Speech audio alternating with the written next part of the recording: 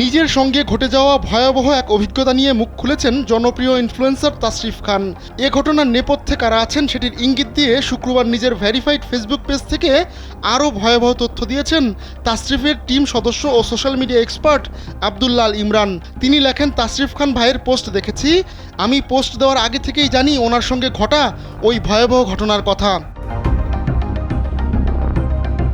তিনি লেখেন, তাসরিফ ভাই আন্দোলনে যখন সশরীরে অংশগ্রহণ করে তখন তার পেজের অ্যাডমিন আমাকে রেখে নিজে রিমুভ হয়ে যায়, যাতে ওনাকে ধরে ফেললেও ওনাকে দিয়ে প্রাক্তন সরকারি দোসররা কোনো পোস্ট দেওয়াতে না পারে। এসব আড়ালের গল্প, আমি বলতাম না, তবে অনেকেই ওনাকেও ট্রোল করেছেন। এগুলো দেখে বিরক্ত হয়ে জাস্ট এইটুকুন বললাম।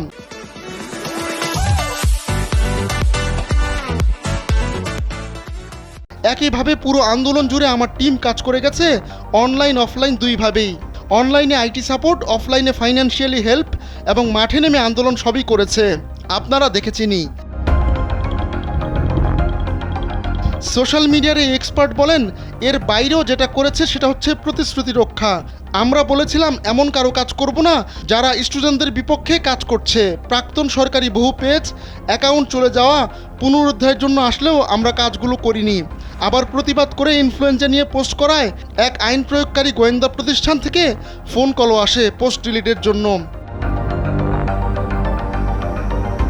ঘটনার বর্ণনা দিতে গিয়ে আব্দুল্লাহ আল ইমরান বলেন, আফ্রিদির পেজের ইস্যু সমাধানের জন্য আন্দোলনের শুরুর দিকে তার পেজের অ্যাডমিন হই।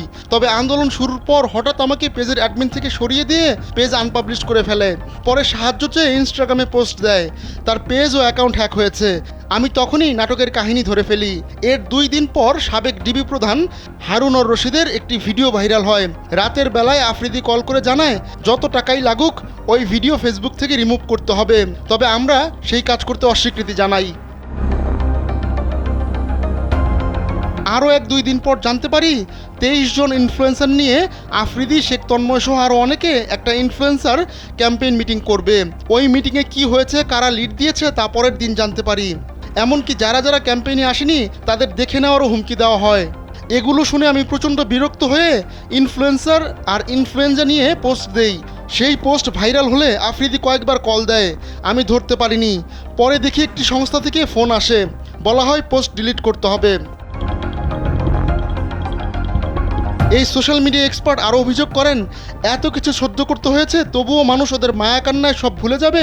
আফ্রিদি তাও চুনোপুটি, সোলাইমান সুকান্ত বিগ ফিশ। তাসরিফ ভাইকে ভয় দেখিয়ে ডাকাসহ ক্যাম্পেইনের বিরাট অংশ ম্যানেজ করেছে সে। যদি ওরা টিকে যেত এই পোস্ট করা লাগতো না আমার। আয়না ঘরের এক কোনায় পড়ে থাকতাম।